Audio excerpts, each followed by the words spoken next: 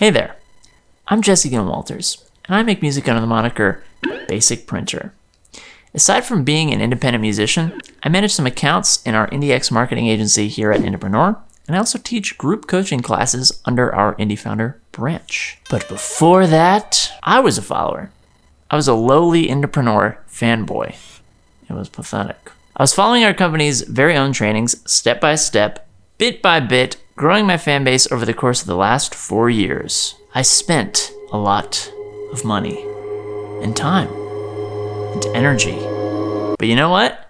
It worked! To this date, I've earned back all the money I've spent on marketing, and it has become my absolute favorite thing ever. Learning how to garner interest in my weird little creations and turn that into a roving, empathetic community is to this day the coolest thing I've ever accomplished and continue to accomplish. In doing that, I've actually had the biggest sales months I've ever seen for my music in this past year or so. I'm really poised to start making this a lot more sustainable, and in order to ensure I do that, I need to keep this great fan community I've been building. So that's why I'm making this video today. You see, I've always had a bit of a gamer aesthetic or attitude within my music. My logo is composed of pixels. My color schemes are very arcadish with neon colors on black, and I even dropped plenty of gaming references in my latest tunes. Call me a stupid moron, but I never stopped to think, maybe my fans are into gaming until like recently.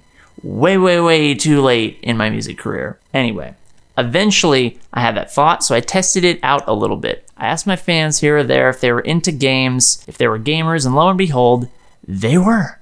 So then I thought, how could me and my fans converge around playing video games? Play video games with them. But how? Using the internet. But how? We'll all be in different places. The internet makes that irrelevant. But how could we all see the same game? Put it on the same screen. How could we all be interacting with the same screen? A live stream. Streaming the game for all to see and participate in. But what could host a live stream in this way? Restream.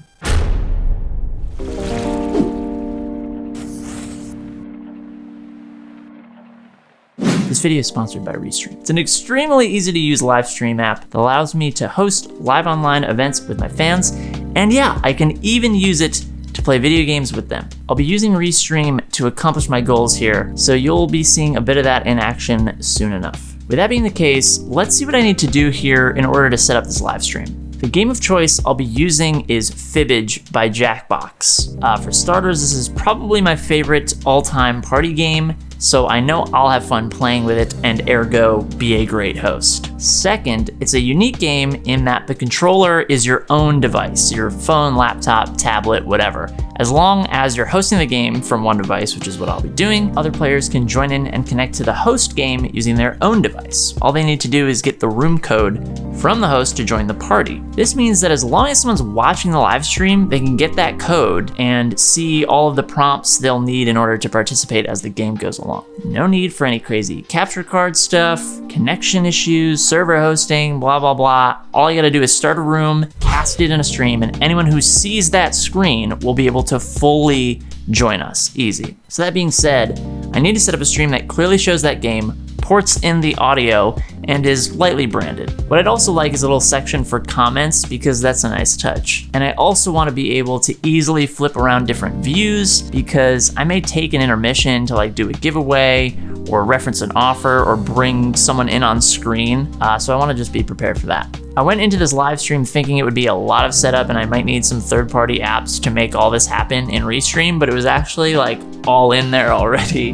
The dash was really nice and I could just like click in whatever I needed, any text prompt, any share screen, any person. It was great. So honestly, I made this video thinking it was gonna be this long drawn out process fighting with Restream and showing you how to make it work. But now that that's kind of out of the way, let's just look at the ingredients needed to make this live stream happen well.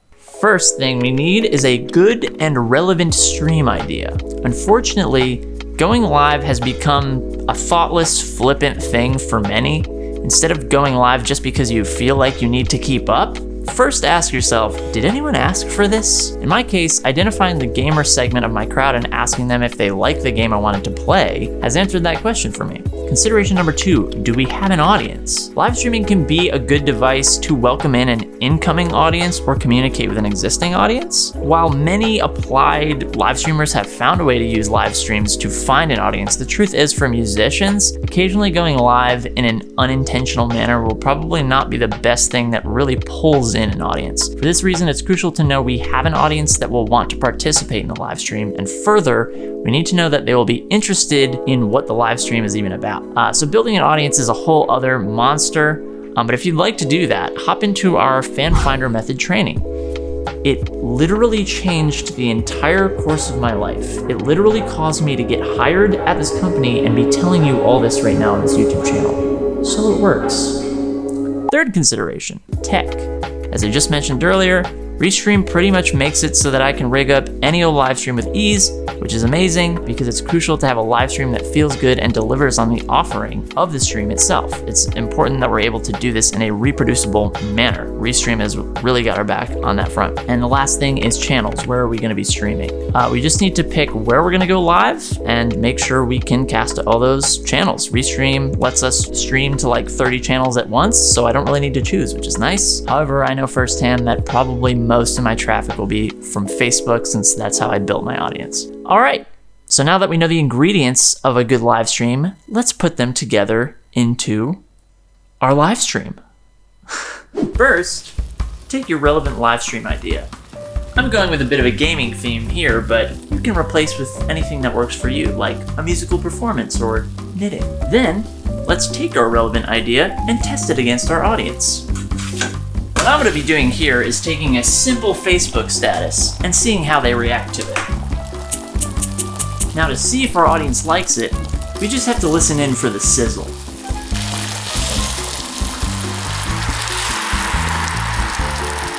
They like it.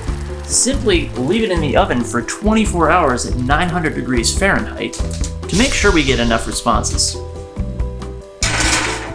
Then, once the timer is about to go off for your live stream, simply use your favorite Restream approved appliance to set the live stream live and actually host the darn thing.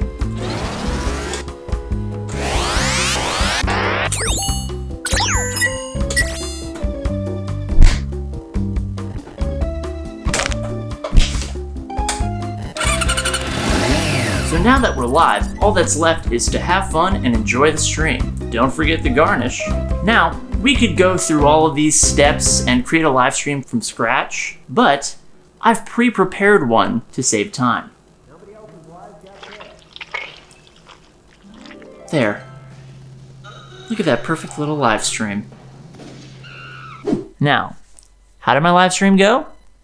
It went amazing. I learned a lot about my fans that were previously kind of on the sidelines and not that vocal. It seemed like this live stream was one of the ways they were willing to jump into my world further, whereas they previously had not. I also had a consistent audience of about 20 or so, which was pretty good given my audience size, and we laughed a lot. All in all, I really see how this streaming practice could continue to build my fan base into something really rabid. All it took was listening to my fans a little bit and making sure my stream could be laser focused on what they wanted. I hope my live stream experience has helped to show you what's important for going live and just how easy it can be. Well, you got no excuse now, bucko. Get out there and start building the fan base you've always dreamed of using the help of live streams. Or, just do scratchy Instagram lives of you playing Ben Folds covers to 2 people over and over again. See you around.